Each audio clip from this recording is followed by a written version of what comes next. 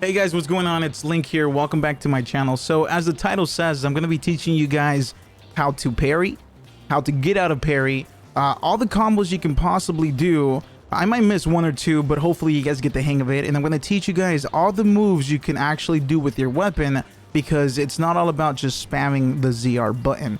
So I guess right now, let's go ahead and go over to the dojo. Oh, I must say this too, while I go to the dojo. These combos and these I guess moves, separate moves or whatnot, and the parrying and getting out of parry, it works with everything.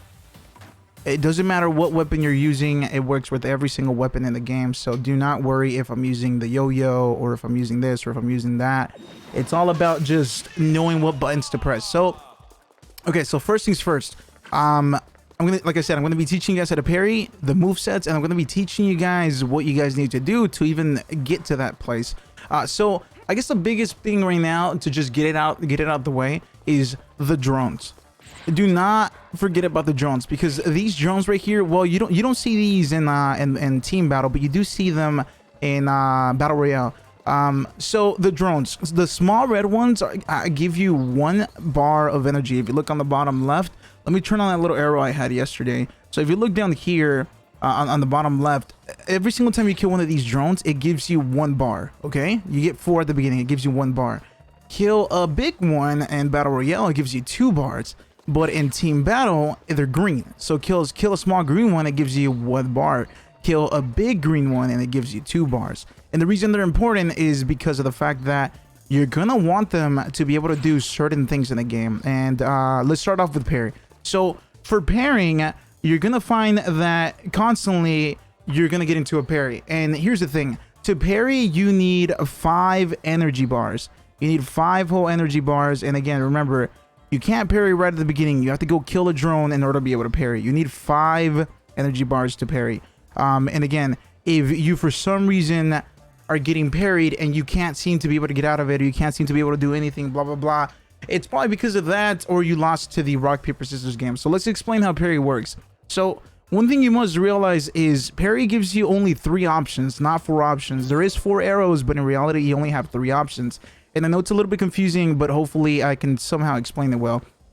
So option number 1 is pressing up, right, on the stick. And option number 2 is pressing left or right. And option number 3 is pressing down. A lot of people get confused and they think there's multiple options, but in reality there's only 3. And one thing you must realize is pressing up will always beat down, and pressing down will always beat left and right. So again, this pressing up will always beat pressing down, and pressing down will always beat left and right. So hypothetically speaking, if I'm parrying you and I press up and you press down, I'm gonna win. However, if I press left and right and you press down, you're gonna win. And vice versa. If you press down and I press up, I win.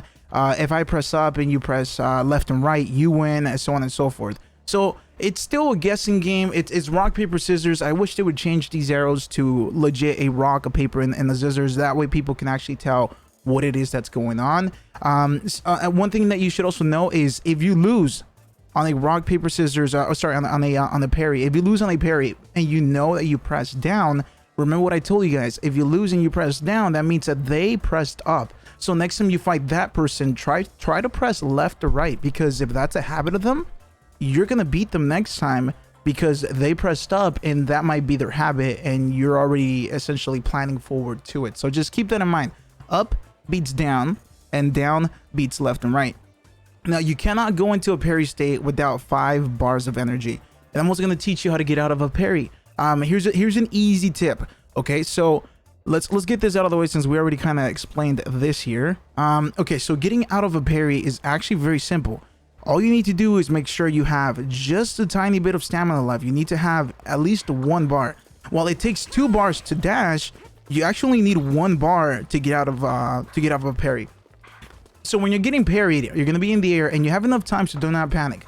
When you're getting parried, look to the bottom left where my arrow's at, and if you happen to have energy, all you have to do is angle the thumbstick to wherever you want to go and press L. That's it. Just press L and you will dash away from the parry, no matter where you're standing, no matter if it's an awkward angle. Just if you have stamina, you're in a parry, and you're tired of being parried the whole entire match, you don't want to fight, just press L. You will get out of a parry all the time as long as you have stamina. So again, stamina is kind of like the key to parry, and honestly the key to a lot of different things. So just save up just 1 bar of stamina when you're fighting someone, just so you can be able to get out of the parry, and you should be fine. But of course, remember that they can do the same thing, and sometimes, depending on the situation, you might be quick enough to essentially epon them, or they might be quick enough to get back at you after you just dipped out of their parry. So just remember that you could actually dip out of the parry. So I guess the next thing we should talk about is all the movesets. So one thing you need to know is it's not, well, you can actually, okay, so while you can do this forever, which is pressing ZR, ZR, ZR, and essentially just keep going, pressing ZR all over the place, while you can do that and it works, more than likely the enemy is going to either parry, or someone's going to third party you, or they're going to possibly get away. Who knows, honestly, because it's just pressing ZR. You must remember that there's other buttons that you can, there's other buttons and other moves that you can do. So this is ZR right there. This is R. R's a little bit of a different move. You guys probably already figured out that you can press ZR and R. But the thing that you guys don't know is there's 2 extra moves that you guys haven't seen yet. And that is holding down the thumbstick, the left thumbstick, and pressing ZR. That does this move right here. No, not that one, sorry. It does this one. And the other one is left or right ZR. And left or right ZR does this. So I can't reach him from here, right?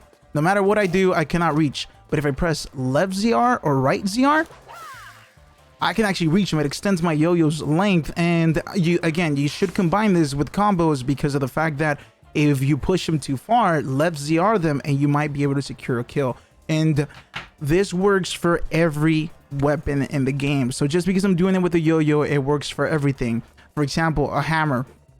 Press, let's say the hammer with the music waves or whatnot.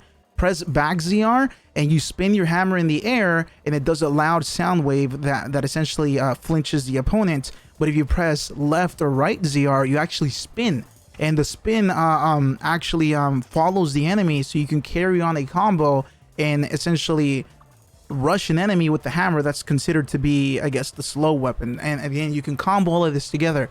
Here's a nice little combo. Look, so that's R, ZR, ZR, back ZR. Obviously, I didn't hit him there, but in reality, it would have been a little bit easier to hit him because it's not an NPC. This NPC isn't trying to get away from me. It's not trying to get close to me. It's not trying to parry me. But of course, a real player would try to get out of it, would try to jump up, would try to go down, try to flash away, or whatever you want to call this. So it will more than likely work all the time because of that fact.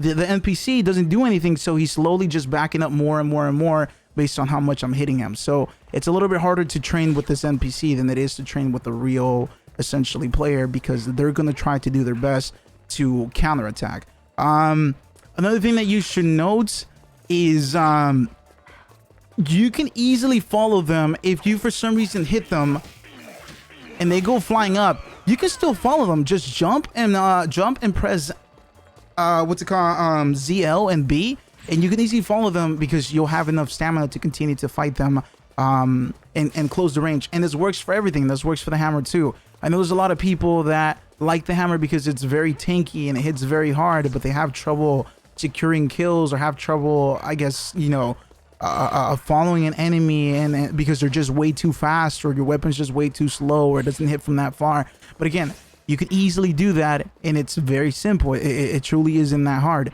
The last thing I should say before I end this video here is remember that the drones are the most important thing in the game and not the kills.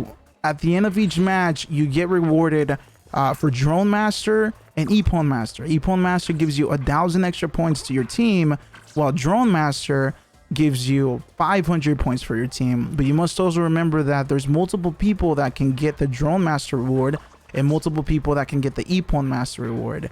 But of course, although Epon gives you more points for at the end than Drone Master, getting Drone Master is going to allow you to make a big weapon, is going to allow you to get out of parries multiple times, is going to allow you to rush an enemy. It's just, more of the story is always pick energy over kills if possible. If someone's pushing you, then by all means fight them because they're probably trying to kill you. But if no one's pushing you and you see, if you're playing Battle Royale and or you're playing Team Battle and you see a giant drone, make sure you fight it. Another thing you must realize too, when you kill a drone, it gives you points for destroying it. The person that hit that kills the drone at the end or explodes it or whatever gets points for that. But while you're hitting the drone, you also get points. When you hit the drone, if you look at the top right, every single hit that you do to the drone is adding points to the meter. And when you destroy the drone, it adds a big chunk of points too. And I believe the big drone is worth 500 points, but I don't quite remember what the little drone is worth. But again, destroying them gives you points, and actually hitting them gets you points too.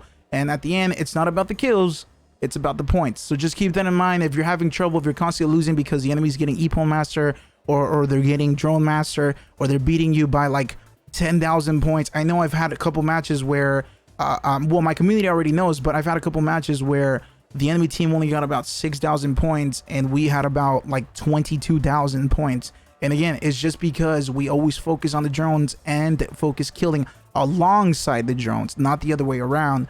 Because again, it's not all about the killing.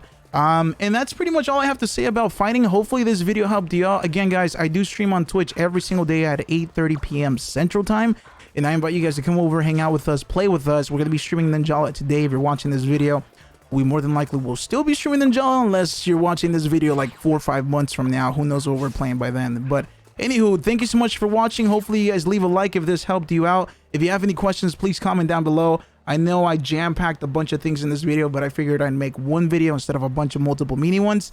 So again, if you have any questions, please ask down below. If I take forever to answer, come over to my stream, ask me there. I'll answer in real time. And yeah, have yourselves a wonderful day, and hopefully I get to see you guys on my stream.